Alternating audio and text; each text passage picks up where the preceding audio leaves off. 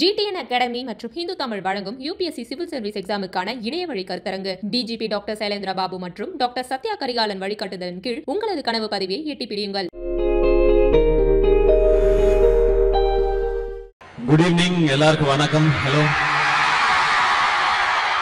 Hi. Reverend Brother Selvanathan sir, Reverend Brother Principal, Reverend Brother Vice Principal, and இங்கே கேம்பெயினோட staffs, எனக்கு teach பண்ண என்னுடைய teachers, இங்கே இருக்கிற ஸ்டூடெண்ட்ஸ் அண்ட் என் ஃப்ரெண்ட்ஸ் அண்ட் டு ஆல் கேம்பெயினைட்ஸ், அவங்களோட ஃபேமிலி எல்லாருக்கும் என்னுடைய வணக்கம். இங்கே நின்று பேசிட்டு இருக்கிறது ப்ரௌட் கேம்பெயினைட் சிவகார்த்திகேயன்.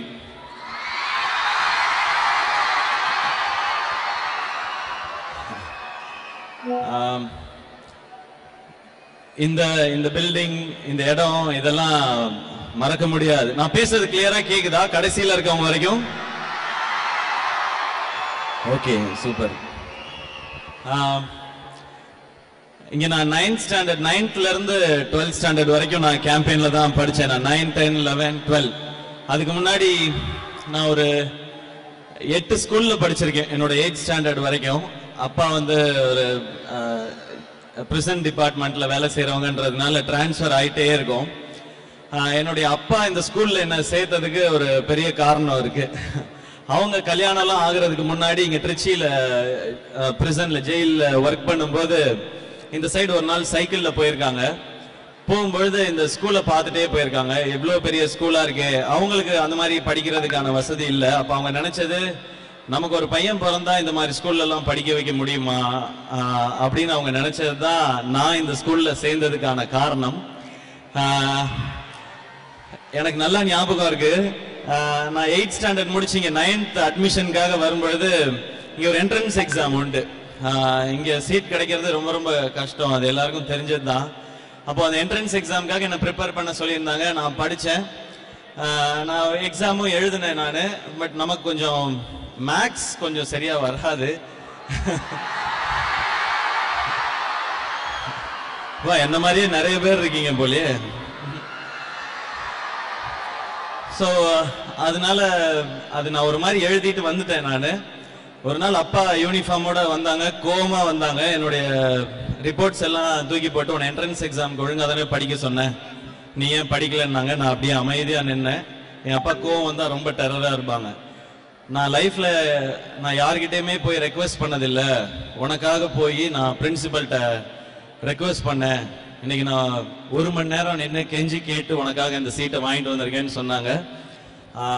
அந்த பிரின்சிபல் வந்து பிரதர் செல்வநாதன் நினைக்கிறேன்.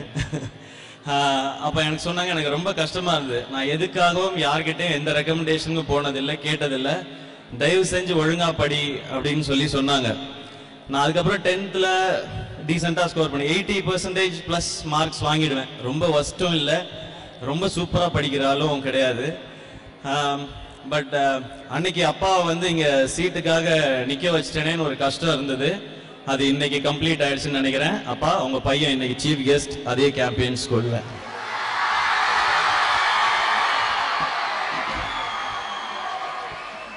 பட் இந்த சீஃப் கெஸ்ட் இன்னைக்கு ஒரு பெரிய செலிபிரிட்டி, ஹீரோ, இது இல்ல பெரிய விஷயம்.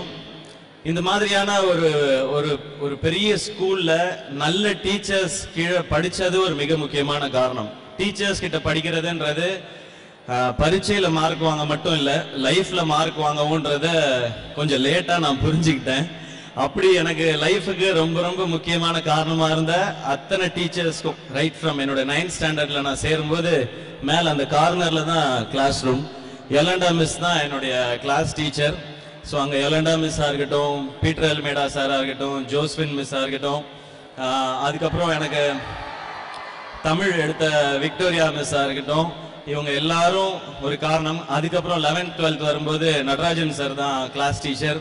அதுக்கப்புறம் வேர்னம் சார் இங்கிலீஷ் எடுத்தாங்க, எலியட் சார் மேக்ஸ், அப்புறம் பிசிக்ஸ் ஜேவியர் சார்.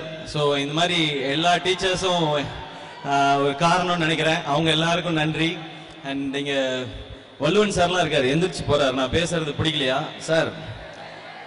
நீங்க கிளாஸ் எடுக்கும்போது நான் எந்திரிச்சு போயிருக்கேனா? உட்காருங்க சார் பேசாம. வல்லுவன் sir thank you sir. வல்லுவன் sir, Rex sir, இவங்க எல்லாரும் எனக்கு தெரியும். அண்ட் முக்கியமாக ஃபர்ஸ்ட் வந்து ஆரோக்கியம் sir, Dhanushekar sir, Sethuraman sir, அவங்க பெஸ்ட் விஷஸ் உங்களுக்கு. சேதுராமன் சார் வந்து 9th 10th அந்த கம்ப்யூட்டர் கிளாஸ் எடுக்கும்போது தான், ஏன்னா நான் வந்து பயாலஜி மேக்ஸ், அதான் வழக்கம் போல் நான் சொன்னேன்ல, மேக்ஸில் கொஞ்சம் கம்மி மார்க்னால கம்ப்யூட்டர் சயின்ஸ் கொடுக்கல. ஸோ அப்போ சேதுராமன் சார் 9th 10th தெரியும். அவர் எப்பவுமே ரொம்ப ஜாலியான ஒருத்தர், இப்போ வரைக்கும் அப்படிதான் இருக்காரு. அவருக்கு பயங்கர ஞாபக சக்தி.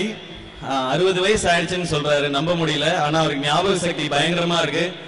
அப்போ இருந்த மிஸ் எல்லாம் எங்க இருக்காருன்னு கேட்டா கரெக்டா சொல்றாரு, அந்த அளவுக்கு ஞாபக சக்தி.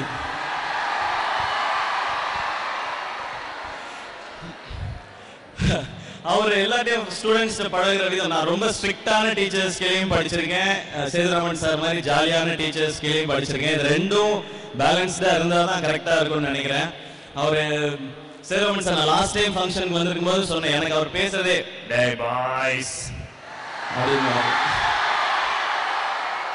ஸோ அவருக்கு தெரிஞ்சிருச்சுன்னு நினைக்கிறேன், இந்த வாய்ஸை வச்சுட்டு இவனுங்களை திட்டுனா இவனுங்க கேட்க மாட்டானுங்க, அதனால அன்பா பேசிடுவோம் அப்படின்னு சொல்லி சேதுராமன் சார் தான் எவ்ரி டைம் என் கூட டச்ல இருக்காது. தேங்க்யூ சார், அவங்களுடைய அன்புக்கும் அந்த ஆசீர்வாதத்துக்கு நன்றி. அண்ட் இதே மாதிரி ஸ்ட்ரிக்டான டீச்சர்னா எனக்கு ஜேம்ஸ் சார் தான் ஞாபகம் வரும்.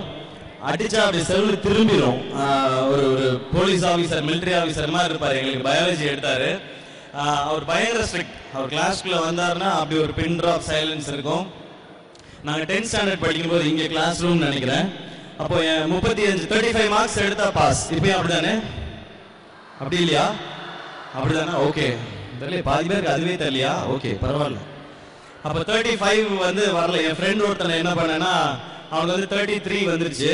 நான் சொன்னேன், டேய் நேரா ஜேம்ஸ் சார்ட்ட போ, ஒரு 2 மார்க்ஸ் அவர் கவுண்ட் பண்ணாம விட்டாரு அப்படின்னு நீ போய் சொல்லு, அவர் நல்ல மனுஷன்டா, 35 போட்டு கொடுத்துருவாருன்னு சொன்னேன்.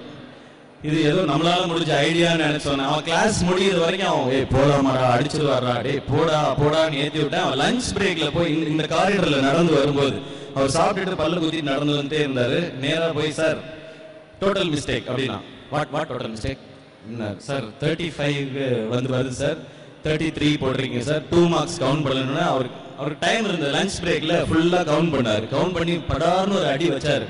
நான் இந்த தூணுக்கு நடுவுல இருந்து பார்த்துட்டு இருந்தாலும் இப்படி ஓடுன சுத்தி என்னைய போட்டு கொடுத்துருவானு சொல்லி. ஸோ அந்த மாதிரி ஸ்ட்ரிக்டான டீச்சர்ஸையும் நான் இங்க படிச்சிருக்கேன். பட் கேம்பியன் எனக்கு எப்பவுமே பெரிய மெமரி. 9th 10th வந்து நான் அசம்பிளியில ரொம்ப ஃப்ரண்ட்ல நிற்பேன். என்னடா இவ்வளோ குள்ளமா இருக்குமேன்னு சொல்லி ஒரு பழைய செகண்ட்ஸ்ல ஒரு பாஸ்கெட் பாலை வாங்கி டெய்லி ஈவினிங் வந்து இந்த கோர்ட்ல தான் தட்டிக்கிட்டே இருப்பேன். கொஞ்சமாவது ஹைட் வரும் யாரோ சொன்னாங்க, அதை நம்பி இந்த இடத்துல தட்டிக்கிட்டே இருந்தேன். நான் இங்க நான் ஃபர்ஸ்ட் 9th ஸ்டாண்டர்ட் சேர்ந்த உடனே ரிப்போர்ட் கார்டு கொடுத்தாங்க. அதில் வழக்கம் போல ஃபர்ஸ்ட் மிட் டேர்ம் டெஸ்ட்லயே மேக்ஸ் மட்டும் ஃபெயில், ஒரு ரெட் கோடு போட்டுருந்துச்சு. நான் வந்து வீட்டில் போய் எப்படி சொல்ற கிளாஸ் அப்படின்னு சொல்லி போர்டு பக்கம் திரும்பி நிற்கணும். நான் ஸ்கூல்ல ஃபர்ஸ்ட் வாங்கின அடி உங்க கையில இருந்தா சார், பட் அடிச்சது நல்லது, இன்னைக்கு கொஞ்சம் நல்லா இருக்கேன் sir. Thank you brother, thank you so much. அது மாதிரி அப்படியே ஒவ்வொரு முறை எக்ஸாம் வரும்போது மட்டும் அப்படியே அந்த 10th கடந்துடுறது, 12th கடந்துடுறது அப்படின்றது. இங்க ஸ்கூல் படிக்கும்போது நமக்கு இந்த கல்ச்சரல்ஸ்லாம் கலந்துக்கணும்னு ஆசை உண்டு. ஆனால் ரொம்ப பயம், ஸ்டேஜ் ஏறினா என்ன சொல்லுவாங்களோ, யாராவது கிண்டல் பண்ணுவாங்களோ, யாராவது திட்டுவாங்களோ நினைச்சு அந்த ஒரு விஷயத்த மட்டும் நானா தைரியமா போய் பண்ணல. கிளாஸ் டீச்சரா வந்து நடிக்க வச்சாங்கன்னா நடிப்பேன். அதுல எலாண்டா மிஸ் தான் ஃபர்ஸ்ட் வந்து 10th ஸ்டாண்டர்ட் 9th ஸ்டாண்டர்ட்ல நீ இந்த பிளேல இருக்கணும் அப்படின்னாங்க. நமக்கு என்ன செய்யணும்னு தெரியாது, ஏன்னா இங்கிலீஷ் பிளேவா வரும். நான் இங்கிலீஷ் பேசினதே இந்த ஸ்கூலுக்கு வந்து தான் பேசிக்கா பேசினேன். ஹாய் ஹவ் ஆர் யூவே இங்கே தான் வந்து ஆரம்பிச்சேன் நான். நீ நடிக்கிற இந்த பிளேலன்னாங்க. என்னவா மேம் நடிக்கிறேன்னா, உனக்கு கேர்ள் கெட்டப் அப்படின்னாங்க. ஸோ ரெமோவை நான் ஆரம்பிச்சது இந்த கேம்பியன் ஸ்கூல்ல தான் நினைக்கிறேன். ஸோ அந்த மாதிரி ஸ்டேஜ் ஏறினது உண்டு. பட் டேலண்ட் எல்லாம் காட்டணும்னு ஆசை நிறைய உண்டு, ஆனால் பயம். பட் உங்களுக்கு நான் கைண்ட் அட்வைஸ் பண்ணலாம்னு நினைக்கிறேன். ஏன்னா இன்னும் ஒரு 15 நாள்ல 40 வயசு ஆக போகுது. ஸோ அந்த அனுபவத்தில் நான் உங்களுக்கு சொல்றேன், இந்த மாதிரி ஈவெண்ட் வரும்போது தைரியமா வந்து ஸ்டேஜ் ஏறுங்க. நாளைக்கு நீங்க சினிமாவுக்கு போகணும், இல்ல வேற ஏதாவது ஒன்று ஆர்டிஸ்ட் ஆகணும் அப்படின்றதுக்காக இல்லை, உங்களுக்குள்ள இருக்க பயம் போகும். நீங்களும் ரொம்ப கான்பிடென்டான ஆள் தான். உங்களுக்கு இவ்வளோ பெரிய க்ரௌடை பார்க்குற அந்த தைரியம் வரும். ஸோ இந்த மாதிரி டைம்லாம் நீங்கள் யூஸ் பண்ணிக்கோங்க. இன்னைக்கு இந்த ஸ்டேஜில் ப்ரைஸ் வாங்கின பெர்ஃபார்ம் பண்ண எல்லா ஸ்டூடெண்ட்ஸ்க்கும், அவங்க ட்ரெயின் பண்ண எல்லா டீச்சர்ஸ்க்கும் கங்க்ராச்சுலேஷன்ஸ் அண்ட் பெஸ்ட் விஷஸ்.